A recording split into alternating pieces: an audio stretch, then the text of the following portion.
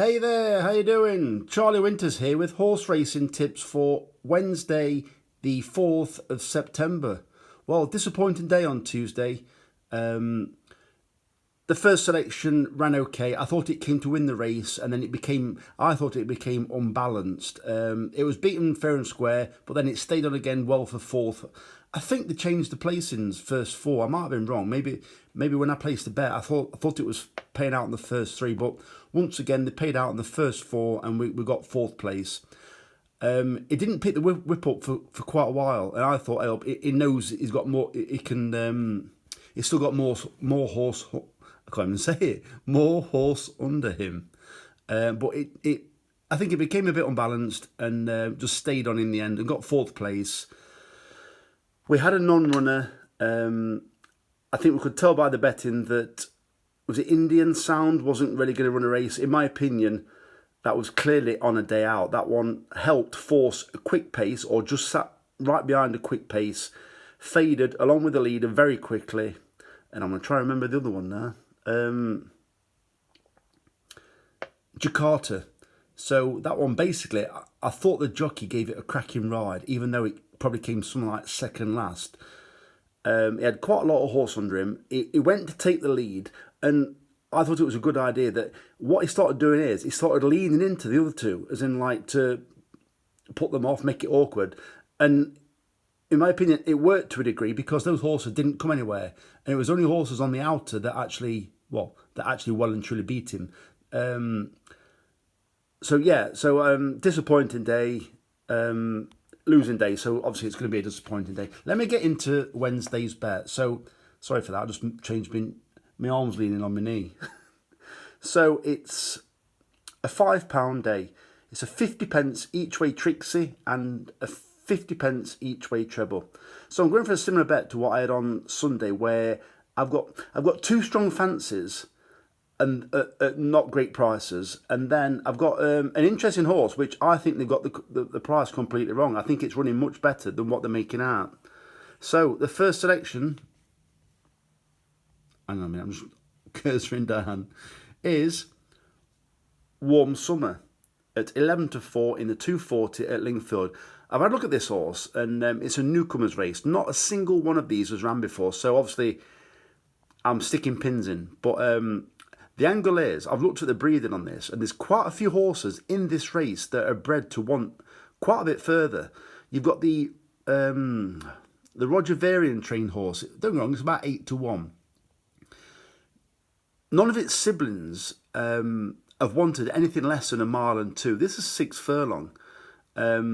Its breeding, I think it was, the dam was something like 1.2 miles, and the dam was 1.2 miles, and I think the sire ran over 1.2 miles to 1.4 miles upwards, and I'm like, over 6 furlongs. I'm thinking, really? So I looked at Warm Sunshine.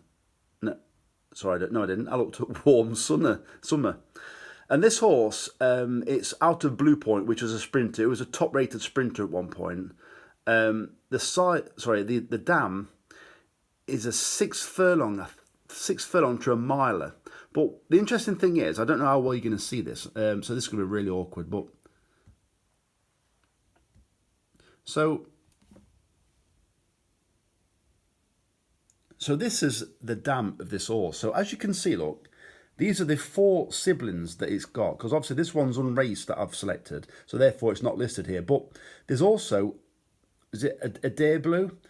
That's also by Blue Point. So if I scroll across, it's ran 8 times, placed 4 times. It's got a Racing Post rating of 83. It ran okay on its debut, and it's maintained solid form since. So I'm thinking this one's a full brother, I believe, to this horse.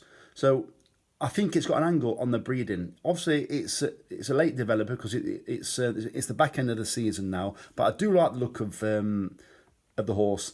Daniel Tudhope's on board. It does ride horses when they've got chances. Obviously, he's not the first pick, but is a reliable jockey. The second selection is the risky one, but I think they've got the price completely wrong.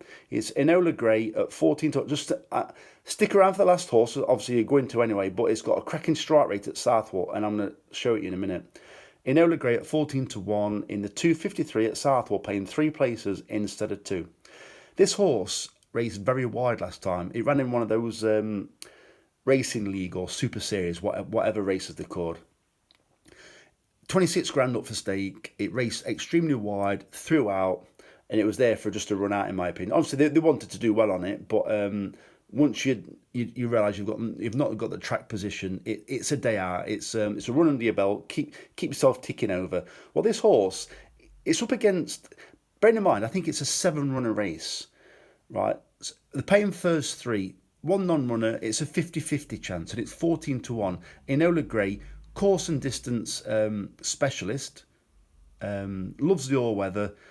So it actually ran okay last time. It was well beaten, but with a wide berth, it actually ran much further than most of the others. I think it's got a good chance. It's run over this track, like I said, really well in the past. And yeah, I think the price is completely wrong. And the final selection is, and I'll have to scroll down again, is the Pug at 4 to 1 in the 355 at Southwell. So as I said, there are 2 horses in this bet that relatively short price. 4 to 1's okay, but yeah, it's the Pug at 4 to 1 in the 355 at Southwell. So this horse, it's run twice at Southwell over 1 mile 3, and it's won them both. It won well the first time, showed a big improvement after running okay. I think it was at Wolverhampton the time before. It could well be a Southwell specialist. It then ran again at Southwell, and it was keen throughout and still classed as always doing enough in the commentary. I think this horse is well up to this class. It wants to race prominently. I don't think it wants to lead. I think last time it actually led, and that it ran okay. Sorry, I think it ran disappointing actually. So the Pug, if it's prominent, slightly on the outer, I think it's got every chance. I think it's trained by Clive Cox. Clive Cox trained the winner of the big race for us a few weeks back. Doesn't mean anything. I can't remember what the horse was called now. Something like Discerning. It was 33 to 1 or 40s at the time. This one's 4 to 1. I do think it's got a decent chance. So as I said, these are the 3 selections. I'm going to get them all 3 in shot now. So it's Warm Summer at 11 to 4 in the 240 at Lingfield. I've mainly gone for it because of the breeding. Enola Grey at 14 to 1 in the 253 at Southwell, paying 3 places instead of 2. Too big a price to say it needs to come in the first 3, and there's only 7 runners.